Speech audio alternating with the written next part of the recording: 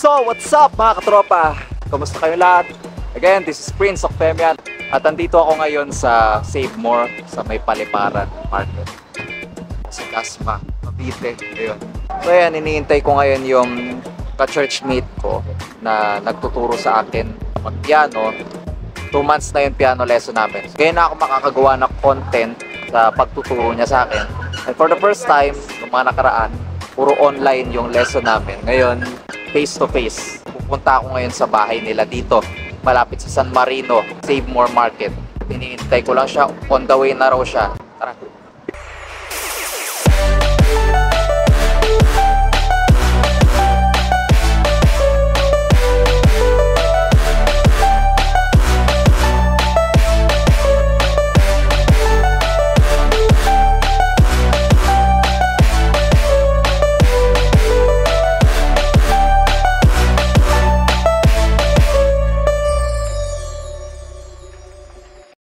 Pakilala ka na lang. Yan. Sige. Ako nga pala si Joshua Montevergen. Ngayon ay kasalukuyang nag-aaral sa Santa Isabel. 18 years old na rin at single. Parang nag-ahanap pa. Anong course mo? Conservatory of Music. Major in piano ako, pero ang focus ko talaga is sa music education. Yung mga nagtuturo. Ganun. Hingin sa kaalaman ninyo, sa parte ng self-improvement ko, alam nyo mga katropa, pag si self-improve ko, yung pagpaparami ng skills. Bakit mahalaga magparami tayo ng skills?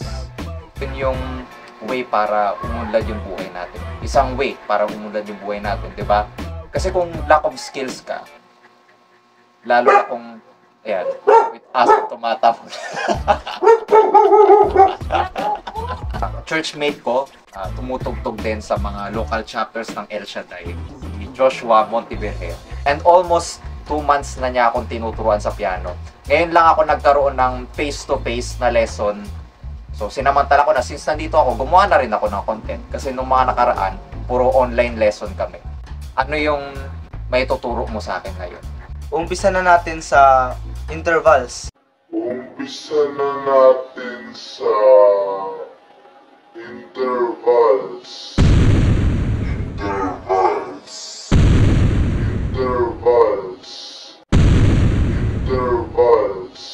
So, ayun. Intervals. So, the meaning of intervals is yun yung pagkakabali-baliktad. From the word itself. Ay, tama. Ay, isa pa nga. Oh, sige. Sorry. Kakat ko lang yan. Ano pala? Inversion. Ano masabi ko nina? Intervals. Sa introduction? Oo. Umpisa na natin sa Inversion. Sige. intervals. Hello everyone. This is Makito Yamaguchi. For more challenge videos, subscribe now to Prince Okfemia's YouTube channel and get the latest updates. I apologize. So, ano pala siya? Hindi pala intervals. Inversion pala siya. So, umpisa na natin. So, ano nga ba yung meaning ng inversion? Yung inversion, ibig sabihin nito yung pagkakabali-baliktad. Yung music term to yung pagkakabali-baliktad ng notes. Isa lang sila ng root. From the word itself na inverse. Bago tayo mag-start kung ano ba yung inversion, meron mo ng dalawang types of chords na pareha sila, pero ang pinagkaiba nila is yung position. Yung basic na chord, halimbawa, key of C. So, ang key of C ay C, E, G. So, ito kung nakikita nyo. So, C, E, G. Yan yung notes niya. So, ang tawag dyan ay closed root. Ganyan lang, yan yung talaga yung pinaka-basic na na arrangement. Meaning, magkakasunod talaga sila na C, E, G. Hindi sila kalat-kalat, no? 1, 3, 5. So, ganun yung yung closed root. Ang inversion, dun tayo sa pinaka-umpisa talaga, sa pinaka-basic. So, ito yung root note. So, same sila ng close. Same sila. So, ang root note ay ganun din. C, E, G.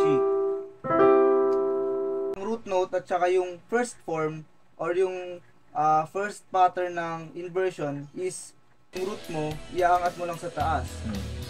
Ayan. So, kung mapapansin nyo, yung base natin ay E na. Hindi na siya C. So, pero tips lang kasi ang magkaiba ang root at base. So, ang root, yun na yung mismong key. Yung base, siya yung base note, pero hindi siya yung root. Ganun siya. So, ang base at ang root, syempre C pa rin kasi yun yung key natin, key of C. So, halimbawa, ito yung root note, C, E, G. First form, E, G, C. So, second form, G, C, E. Wala na siyang third or fourth form kasi once na after ng second form is babalik ulit sa root note. So, diba? G, C, E. So, after nan, C, E, G ulit. So, yun na yung root note. Pero, mas higher octave na siya. Pero, yun pa rin siya. Siyempre, hindi lang tayo nakapokus sa notes kasi itong part na piniplay natin is a chord din siya. Ang katumbas ng ito, kung ang root note, siyempre, ang katumbas niya ay C. C, E, G. Kasi, ang base niya ay C. Yung next ay first form. So, first form, ang base niya, kung makikita nyo, ang base niya ay E. So, dito naman, C over E na siya.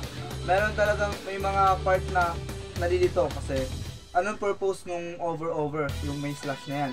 Etong sa right part, yung C, siya yung mismong chord natin, C. Yung slash, yung kung nakikita nyo yung E, siya naman yung base natin. Tutugtugin. So, syempre, simula tayo sa root note.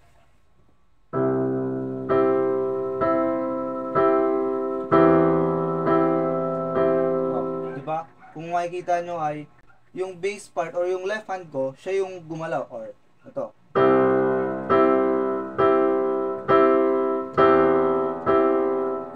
Yung chord ko dito sa right hand, which is yung C, hindi siya nagbago. Pwede mong gamitin yung first form na ganito.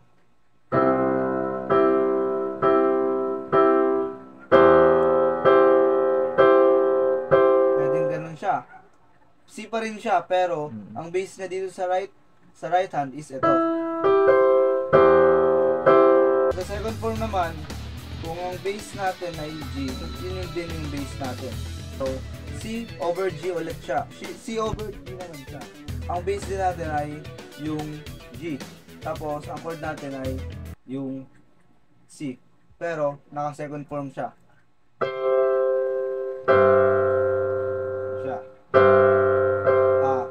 Pwede siyang preparation. Since itong C over G, ganito siya pag pinakinggan mo siya. So, diba? Sorry.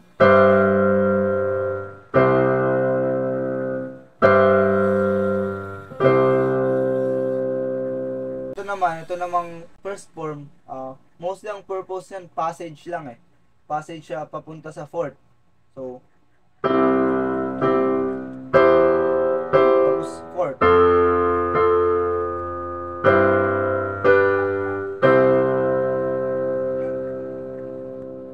So, yan. Every key, pero dun lang tayo sa key of C, D, E, F. Wala mo ng C sharp, wala mo ng ganun. From C to B, so itutugtugin mo yung root, first, and second form nung every key sa inversion. So, yes, you may start. C. Ano ba ang term? First inversion, no? Oh, first form. First form pala, sorry. Or pwede din, first inversion. First form. Second form. Okay. Key of D. Root. This is the root. First form. Yan. Okay, tapos second form. Top of E. This is the root. Teka, saan na ba ako? First form. First form ko nga pala. First form pa pala ako. Ayan, ito pala. Yan. Tapos, okay. Second form. Ito siya. Di ba? Parang inurong lang natin. Key of D. Tapos, key of F. This is the root. First form. Ay. Tama. First form. Nag-alangan pa eh. Second form. Yan. Tapos, key of G na, no? Yan. This is the root. This is the first form. Second form. Yan. Diba? Tapos, key of A. This is the root chord. This is the first form. Yan. Ay. Tama. Tama. Nag-alangan talaga eh. Okay. Ba yun? Second form. Yan. Tapos, last key of B. As in boy. Ito yung root chord. This is the first form and second form. Okay? Okay na ba? Okay. So, yan. Para akong Very good. sigurado. Yung sa mga ano lang, syempre, sa mga fingerings. So, ayun. Always end with 1 and 5. So, kung ari, ganito. Kung ari, ang first form sa C ay C, G. 1 and 5. So, laging starts with thumb and ends with pinky finger. So, ganun din sa ano, first form. Starts with thumb and with pinky. Okay. So, hindi siya ganito. So, pwede siya kung may next pa siyang notes. Pero kung wala na, kuwari, yan, pwede siya. Pero kung wala na, yun na lang siya. So, second form is, yan, ends with pinky, starts with thumb. So, ano ba? Ito na, yung key of D. So, D, yan, starts with pinky, starts with thumb, ends with pinky. First form, starts with thumb, ends with pinky. Tapos, ang gagamitin natin ay second na. Ito. Hindi na siya ito. Ito na siya. So, the second form is ito. Starts with thumb, ends with pinky. Hindi siya ganito. Pwede siyang ganyan kung may kasunod niya na note. Yan. So, yan. Okay.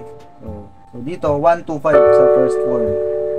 Sa first form, 1, 2, 5. Sa root note, 1, 3, 5. So, first form, 1, 2, 5. Second form, 1, 3, 5 din. Yun. So, yun. What's up? Ayan, thank you. Ano ba? Tawag ko sa'yo? Sensei. Yan. Sa Japanese, alam mo yun, sensei? Diba? Teacher sa Japanese. Yan. Thank you sa pagtuturo ngayon. Thank you for this super productive day. Sana marami kayo natutunan mula dito. Naglagay din ako ng lesson plan since may mga iba rin ako na balak pang turuan ng piano. Pero yung sa'yo kasi, since may knowledge ka na, hindi ko nasunod yung lesson plan. So, medyo nag-advance ka. Basta kasi alam mo na yung foundation ng isang music. Mas madali na siya. Ang gagawin mo na lang is i-improve talaga yun. Etong si Joshua, nakasama ko na rin dati to sa vlog ko. Kung matatandaan niyo, Toss Coin Truth or Dare Challenge, 'di ba? Naalala mo yun? First time mo sa vlog ko noon, 'di ba? First time mo mag-taste ng kahihiyan noon. Kill your ego. Ito yung mabigat na pananalita na binibitawan ko ngayon sa video na ito. Huwag mong isipin na alam mo na yung lahat. Huwag mong isipin na marunong ka na sa lahat ng bagay. Surround yourself with better people than you at patuloy kang mag-i-improve.